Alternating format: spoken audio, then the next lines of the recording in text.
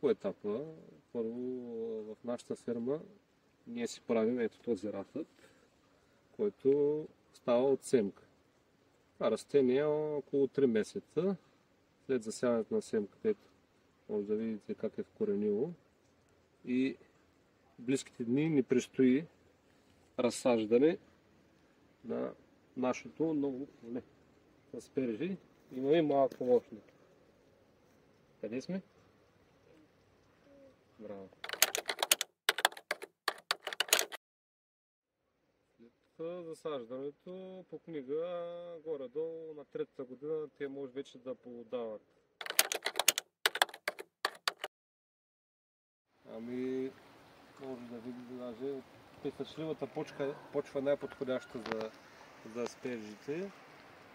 Слабо киселини също. Ами да, имаме няколко тайни. Както знаете, ние след разсаждане на поле на втората година вече имаме малко плодоотдаване.